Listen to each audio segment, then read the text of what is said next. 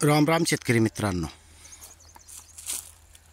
आपण जे S culture S our culture त्यापासून ज्या निविष्ठा बनवतो त्याचा वापर केलेला आहे आणि काही प्रमाणात थोडंफार रासायनिक खते त्यामध्ये बॉन्डिंग तोडून आपण देत असतो.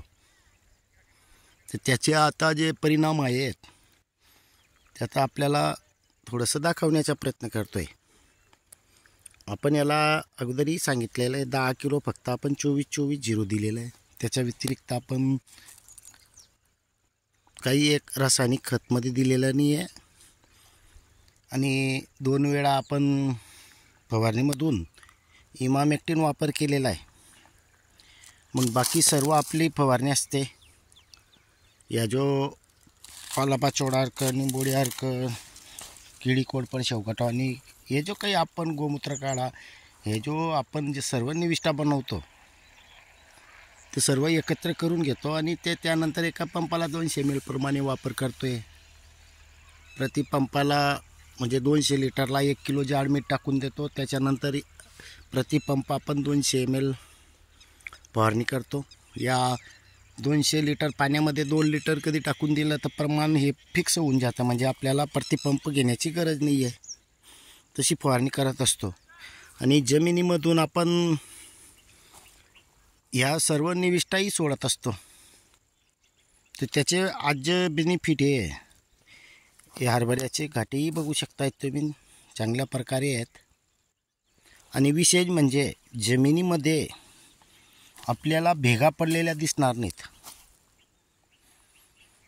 याच्या अगोदर आपण इथे कापूस होता आपला, तो रोटाविटर करून तिथं तसाच गाळलेला आहे आणि त्याच्यानंतर आपण हरभरा पेरणी करून दिलेली आहे. त्याच्या कंडिशनमध्ये म्हणजे 80%, 80-90% ऊन गेलेला आहे हरभरा. बाय चान्स थोडं मधले तरी गॅपमध्ये ज्या वेळेला टेम्परेचर वाढलेलं होतं त्याच्यामुळे थोडं अजून समजा आपलं नुकसान झालेलं आहे असं समजून घ्या.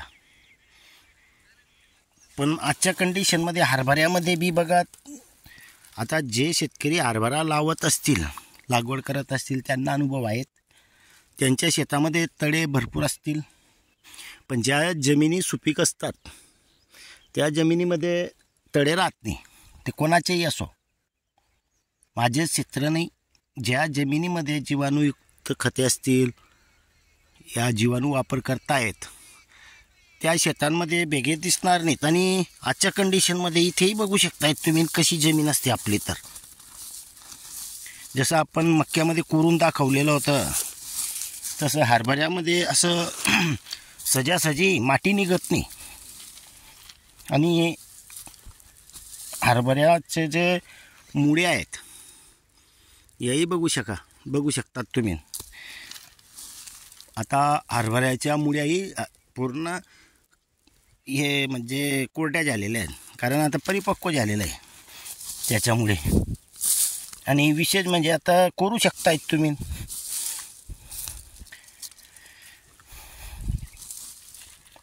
कोरल्यानंतर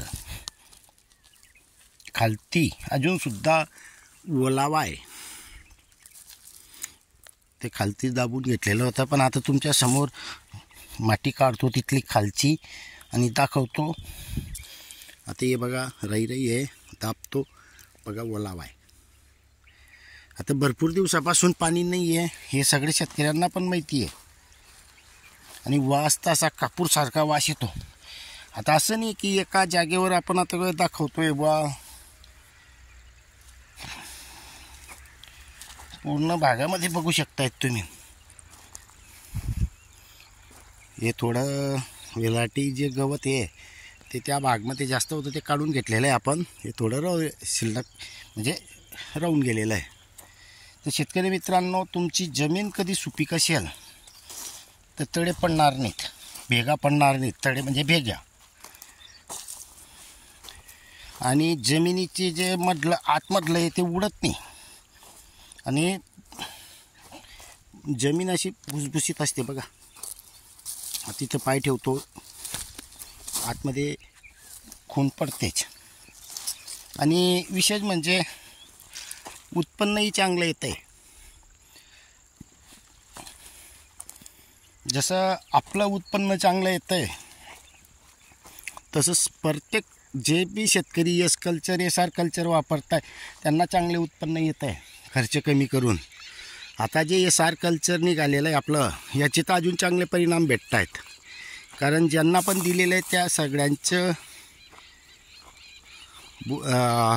जे अनुभव आहेत हे चांगले देत आहेत. तर शेतकरी मित्रांनो, पूर्ण भाग ह्याच कंडिशनमध्ये भेगा आपल्याला कुठंच दिसणार नाहीत. फक्त ज्या जागेवर ओलावा असतो आणि आपण चालतो त्या जागेवर दिसू शकतात. पण इतर भागांमध्ये तुम्हाला आतमध्ये भेगे दिसणार नाहीत. काही हा जो भाग आहे हा अजून चांगला आहे, तो भाग थोडा हलका पडून जातो. या भागमध्ये थोडा भारी हरभरा अजून. आता निघाल्यानंतर उत्पन्न किती येतं हे आपण सांगणार आहोत. तर शेतकरी मित्रांनो, भरपूर खर्च कमी करून आपण पिकं घेतो आहे आणि फक्त निघण्या वेळेला किंवा नुसतं उत्पन्न नाही दाखवत, सुरुवातीपासून ते एंडपर्यंत आपण पूर्ण दाखवत असतो.